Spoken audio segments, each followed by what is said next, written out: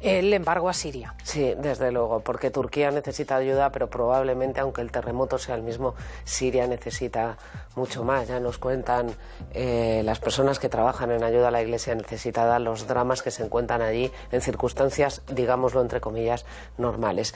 Pues aprobado para Bashar al-Assad y el sobresaliente, la matrícula de honor de esta semana para... El sobresaliente para una chica estupenda, 40 años tiene Leire Navaridas, abortó cuando tenía 26, fue dándose cuenta de que tenía un profundísimo dolor y representa en este momento a la voz de las mujeres que han abortado y que son las que hay que escuchar en este momento.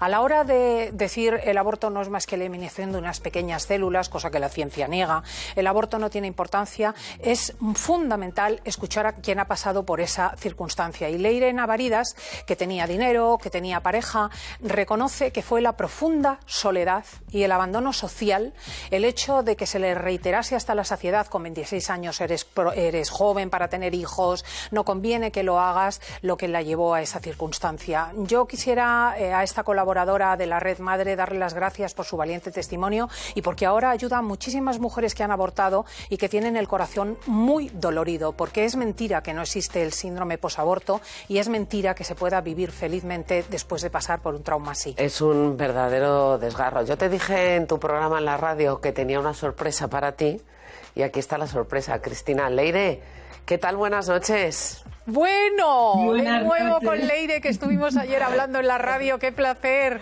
Leire, ¡qué gusto! El aborto es un drama, ¿verdad?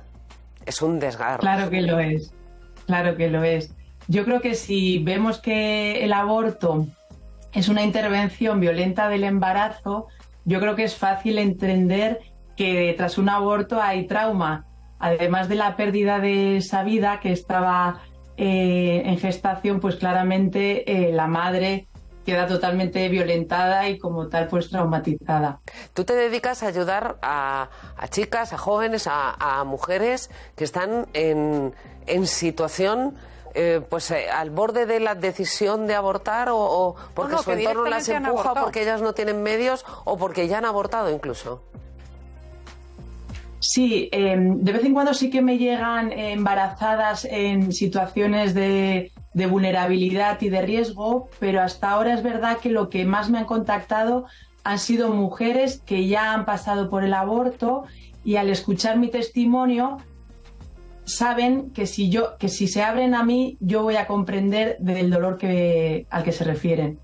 Porque sorprendería saber que una gran mayoría, o sea, es más frecuente que me cuenten a mí por primera vez el dolor que llevan dentro a que yo sea una segunda o tercera persona con la que hablan de ese trauma. ¿Y tienen un perfil determinado? ¿Qué tipo de mujeres son? ¿Son muy jóvenes? ¿Por qué llegan a esa decisión? ¿Se sienten o se han sentido abandonadas por lo que les rodea? ¿No tienen recursos materiales? ¿Creen que tener un hijo les va a restar alguna oportunidad en la vida laboral, por ejemplo? O sea, las casuísticas son muy diferentes. Es verdad que cuando me llegan de Latinoamérica la escasez económica es muy evidente. En España las españolas normalmente no es un motivo económico lo que las llevó a abortar, pero si algo me he encontrado en todos los casos es una ausencia total de compromiso y entrega del hombre que las dejó embarazadas. O sea, hay una falta de amor brutal. Hay un subrayado en tu caso en la soledad de la mujer que aborta. El hecho de que se nos dice, bueno, pues hasta tal edad eres demasiado joven, estar sola es una vergüenza, la vida se te complica mucho. ¿En qué medida una ley que hace universal hasta las 14 semanas el derecho al aborto y que lo denomina así, derecho al aborto, influye o no en la mujer?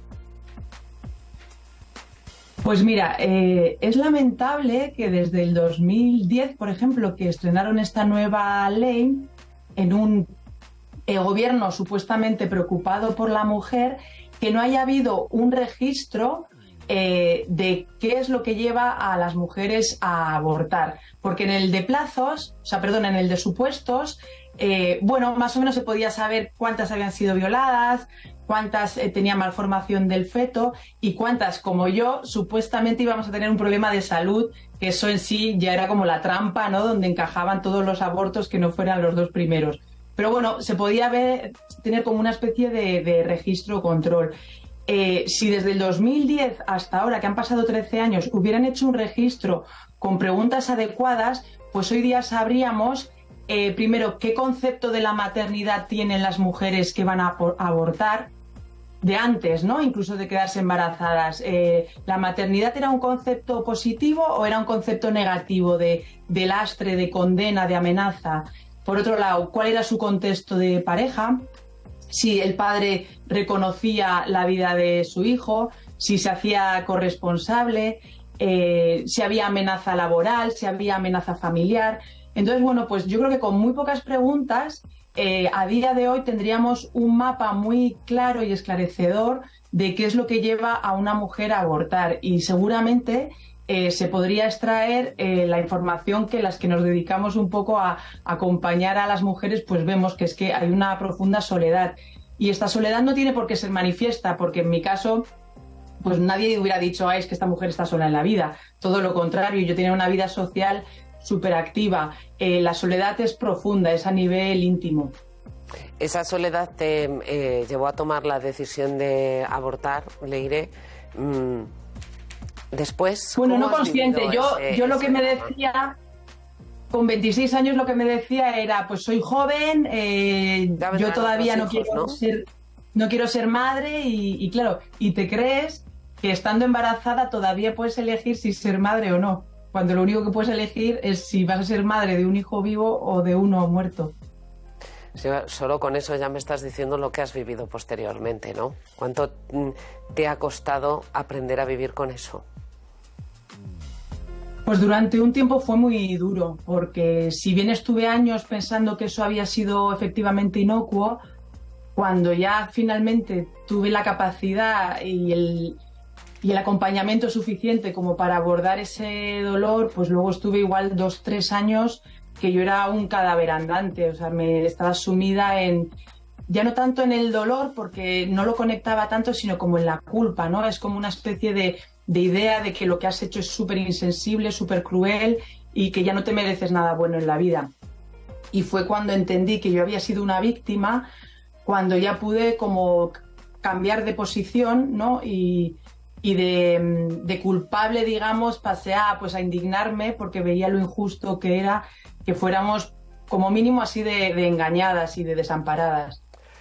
Pues gracias, Leire, por tu testimonio y por decirles a nuestros espectadores que hay personas como tú que están ahí y que si están en un momento de soledad o en un momento de tristeza o en un momento de drama, tú puedes ayudarlas con tu compañía, con tu cariño y con tu experiencia, y que hay muchas personas además que les pueden ayudar, que el único fin no es ese, no es abortar, no es perder a su hijo, hay muchas otras opciones y vale la pena vivirlas. Gracias, Leire. A vosotras, gracias.